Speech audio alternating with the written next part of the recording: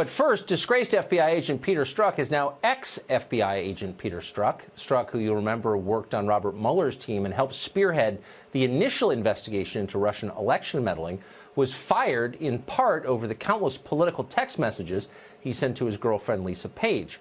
After being fired, Strzok responded by starting a Twitter account following Rosie O'Donnell and posting a single tweet which begged for money on GoFundMe. What does Strzok's firing mean for the Mueller investigation, the search for Russian collusion? Should it shake our faith in its foundations? Alan Dershowitz has been following this from the very beginning. He's a retired Harvard law professor, of course, and author of The Case Against Impeaching Trump. He joins us tonight. Professor, what's the lesson of the firing of Peter Strzok for the rest of us? Well, personally, I'm sympathetic to Strzok. He was an excellent FBI agent for years in counterintelligence. He made a very, very serious mistake. The mistake was not opposing Trump. He's allowed to do that under the Hatch Act and other statutes. He's allowed to express any views he wants. His big mistake was not recusing himself. When he was tweeting that he's going to make sure that Trump doesn't become president, that he has an insurance policy, it was clear at that point that he could not be perceived as being fair and just. And so by not recusing himself, I think he violated his position of trust.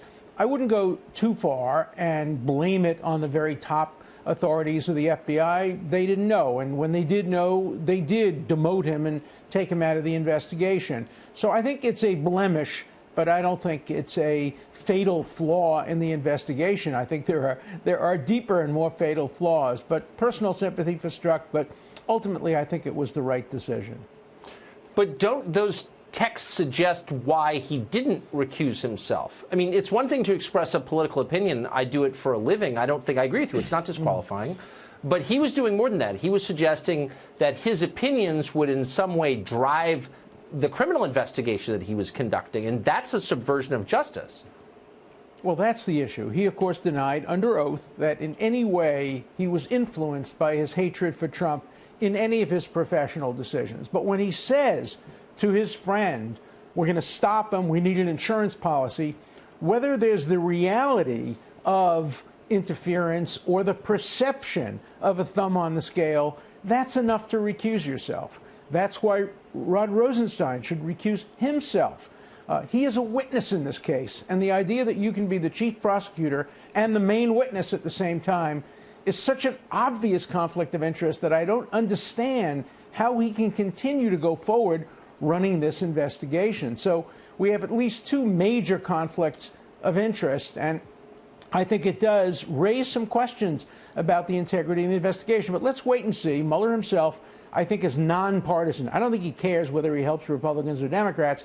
He's a zealot, some say overzealous, prosecutor, and he's using tactics that I have disapproved of for 50 years, going after Manafort in order to squeeze him, to get him to sing or to compose. Those are very questionable tactics, but they're used over and over again against people, sometimes innocent people. Well, they certainly are. You're right. And it's a wake-up for a lot of us who have made excuses for prosecutorial misconduct over the years. And I hope minds are changed about it going forward.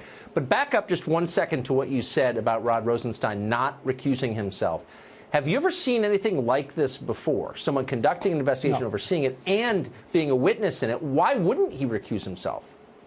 I don't understand it. I just don't get it. I wonder if he's worried that the person who replaces him as being in charge of the investigation, remember that his boss can't do it, Jeff Sessions, recused. But I'll tell you, if one good thing has come out of this thing, one bad thing is that civil libertarians and liberals have stopped being skeptical of prosecutors. Now, every prosecutor, every FBI agent are wonderful, wonderful people. We can't criticize them. But if conservatives now become supportive of at least probing prosecutors and looking over their shoulders and asking the question, who will guard the guardians, I think it will be a very good thing for America and a very good thing for civil liberties, which is why, although I voted for Hillary Clinton, I am strongly supportive of keeping the civil liberties argument in the forefront as we go forward in this investigation. Well, sure. Why would you want unchecked power? People with the power to destroy your life, to shoot you, to have no oversight. It's terrifying. Professor, thanks for reminding us of that. I think it's a good thing that conservatives now appreciate that. Thank you.